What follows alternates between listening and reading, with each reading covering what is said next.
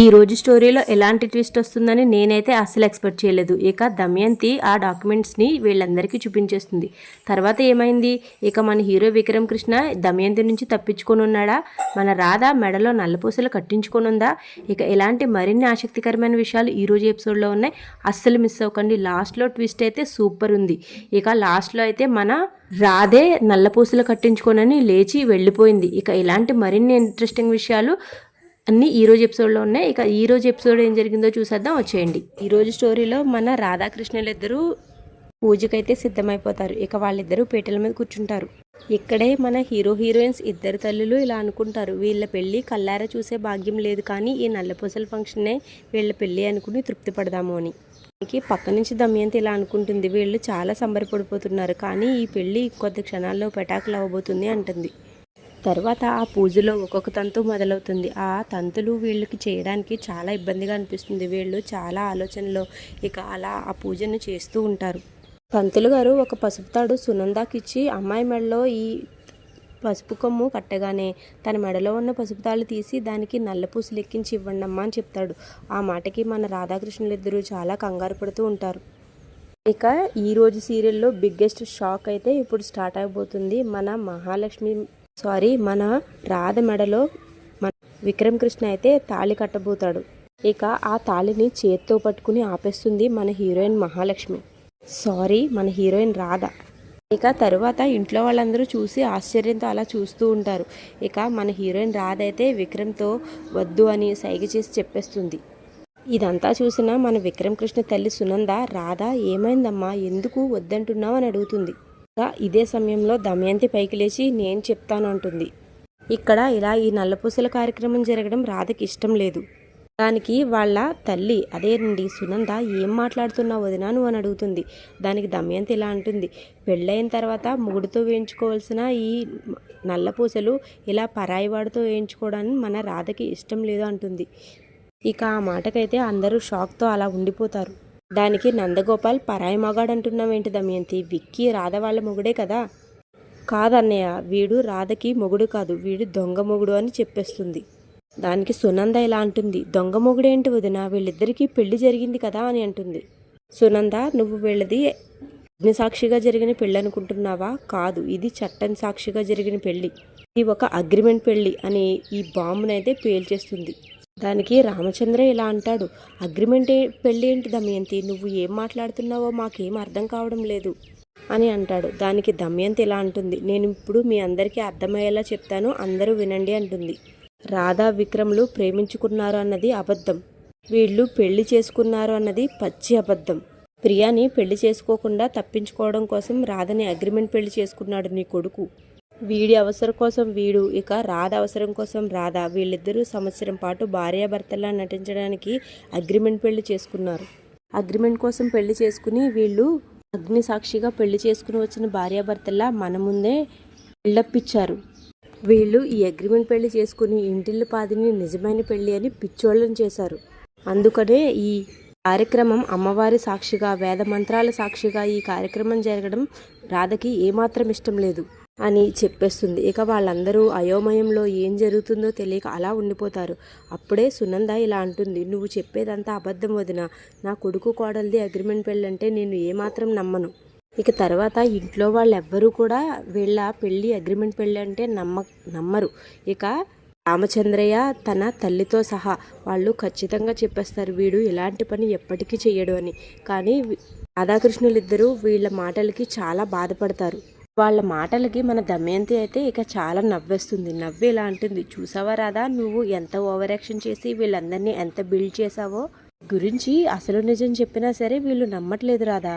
రామచంద్ర అయితే దమయంతి పైన ఇలా కోప్పడతాడు, దమయంతి నువ్వు ఎవరో చెప్పిన మాటలు విని వీళ్ళని ఇలా అనుమానిస్తున్నట్టున్నావు, సాక్ష్యాలు లేకుండా ఇలా నిందలు వేసి నలుగురిలో ఇలా అవమానపరచడం కరెక్ట్ కాదు దమయంతి చెప్తాడు రామచంద్రయ్య దమయంతితో. అప్పుడు దమయంతి ఇలా అంటుంది, కరెక్టే బావగారు, మీరు చెప్పేది, సాక్ష్యాలు లేకుండా ఎలాంటి ఆధారాలు నిరూపించలేము అంటారు. అయితే నా దగ్గర సాక్ష్యాలు ఉన్నాయి, ఇప్పుడే మీకు వాటిని చూపిస్తాను అని చెప్తుంది. ఇక దమయంతి మాటలకైతే ఇంట్లో వాళ్ళందరూ చాలా ఆశ్చర్యపోతారు. అయినా బావగారు, నేను ఇది ముందే ఊహించాను, మీరు పోలీస్ డిపార్ట్మెంట్, ఇక మీ మేనల్లుడు కూడా పోలీస్ డిపార్ట్మెంట్, అందుకనే సాక్ష్యాల కోసమనే నేను ఇంతకాలం ఆగాను. అన్నయ్య ఇక ఆ సాక్ష్యాధారాలు ఇలా ఇవ్వు అని అడుగుతుంది. తర్వాత భవానీ శంకర్ ఫైల్ని తీసి చూపిస్తాడు. మీరేమనుకుంటున్నారు? ఆ ఫైల్లో అసలు పేపర్స్ ఉంటాయనుకుంటున్నారా, ఉండవనుకుంటున్నారా? నేనైతే ఉండవని అనుకుంటున్నాను. ఏమోనండి, నాకు తెలీదు, నాకైతే అలా అనిపిస్తుంది. ఆ ఫైల్లో పేపర్స్ ఉన్నాయో లేదో చేసే ముందు ఒక చిన్న విషయం అండి. మీరు నా వీడియో ఇంతవరకు చూసారంటే నా వీడియో మీకు నచ్చే ఉంటుంది అనుకుంటున్నాను. మన ఛానల్ సబ్స్క్రైబ్ చేసుకుని ఈ వీడియోకి ఒక లైక్ చేయండి. మీకు తెలిసిన ఫ్రెండ్స్ అండ్ ఫ్యామిలీకి ఈరోజు ఎపిసోడ్ షేర్ చేయండి. ఇక మీరేమనుకుంటున్నారో కూడా కింద కమెంట్ చేయండి. తర్వాత ఏం జరిగిందో చూసేద్దాం, వచ్చేయండి.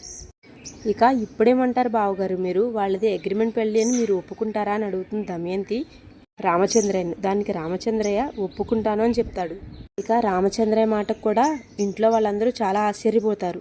ఇక్కడే రామచంద్రయ్య ఒక బాంబు పేల్చుతాడు. వీళ్ళది అగ్రిమెంట్ పెళ్లి కాదు అని నేను ఒప్పుకుంటాను అని చెప్తాడు. వీళ్ళది అసలైన పెళ్ళి అని నేను ఒప్పుకుంటాను. దానికి దమయంతి ఇలా అడుగుతుంది, అసలైన పెళ్ళి అంటారేంటి బావగారు, మీరు ఆ ఫైల్లో ఉన్నది సరిగ్గా చూసారా అని. దానికి రామచంద్రయ్య నేను చూశాను, ఇప్పుడు నువ్వు కూడా చూడు అని ఆ ఫైల్ని దమయంతికి చూపిస్తాడు. ఇక ఆ ఫైల్లో అయితే వాళ్ళ మ్యారేజ్ సర్టిఫికెట్ ఉంటుంది. చెప్పాను కదండి, నేను నిజంగా ఇది నాకు ముందు తెలీదు, కానీ నేను అనుకున్నట్టుగానే జరిగింది. ఇక ఆ మ్యారేజ్ సర్టిఫికెట్ చూసిన తర్వాత కూడా వాళ్ళది అగ్రిమెంట్ పెళ్ళి అనుకుంటున్నావా దమయంతి అని దమయంతిని నిలదీస్తాడు మన రామచంద్రయ్య. ఇదంతా చూస్తూ ఆశ్చర్యపోతుంది మన హీరోయిన్ రాధ. మన విక్రమ్ కృష్ణ అయితే చాలా కాన్ఫిడెంట్గా కనిపిస్తాడు.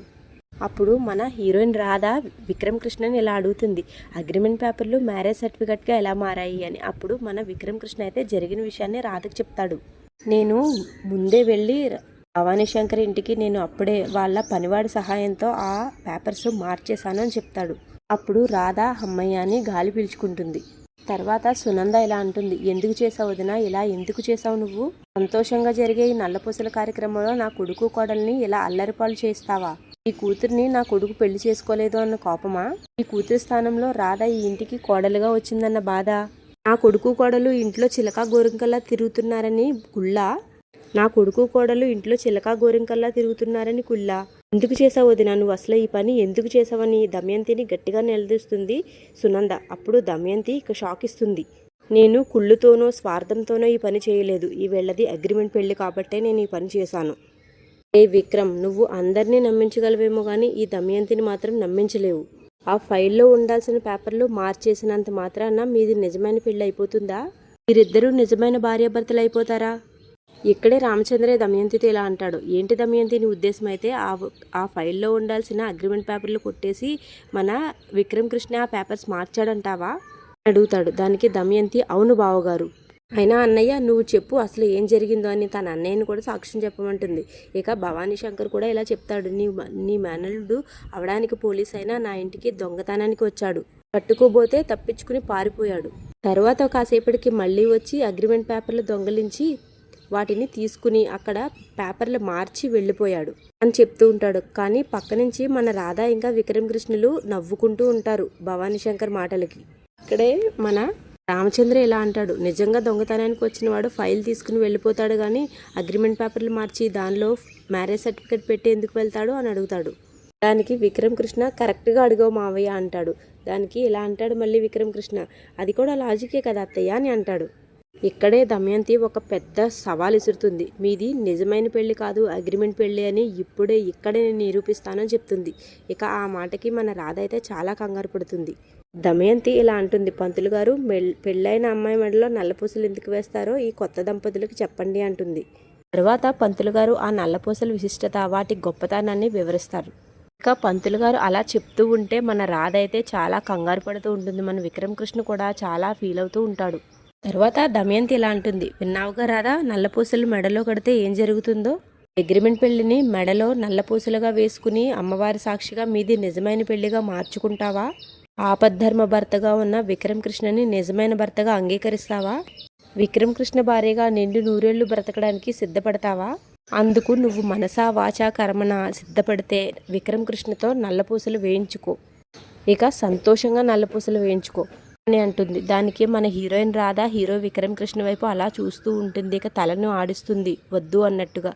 ఇక విక్రమ్ కృష్ణ కూడా ఏమీ చేయలేక తలదించుకుంటాడు. తర్వాత దమయంతి ఇలా అంటుంది, ఏంటి రాధ ఆలోచిస్తున్నావు? వేయించుకో, నల్లపూసలు వేయించుకో అని చెప్తుంది. తర్వాత సునంద కోపంగా తన కొడుకు దగ్గరికి వెళ్ళి నువ్వు కట్రా తాళి అని ఇక పంతులు గారిని మంత్రాలు అయితే చదవమంటుంది. ఇక ఇక్కడ మీరేమనుకుంటున్నారు? నేనైతే మన విక్రమ్ కృష్ణ రాధ మెడలో తాళి కడతాడని అనుకుంటున్నాను. ఇక చూద్దాం ఏం జరుగుతుందో. ఇక ఇక్కడే పెద్ద ట్విస్ట్ కూడా రివీల్ అవుతుంది. మన రాధ విక్రమ్ చెయ్యి పట్టుకుని మళ్ళీ ఆపేస్తుంది. ఇక ఈ సీన్ చూసిన వాళ్ళందరూ కంగారు పడిపోతూ టెన్షన్లో ఉంటారు. దమయంతి అయితే నవ్వుకుంటుంది. ఇక అలా ఈ రోజు ఎపిసోడ్ అయితే అయిపోతుంది. రేపటి ఎపిసోడ్ అయితే ఇంకా ఇంట్రెస్టింగ్గా ఉండబోతుంది. రేపు రాధే పెద్ద గొడవ చేసేయబోతుంది. ఇక నా మెడలో నువ్వు నల్లపూసలు కట్టడానికి వీల్లేదు అని.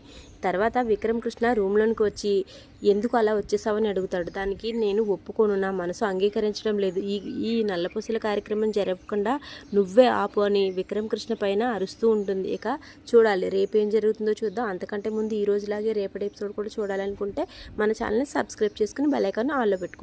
Thank you so much for watching.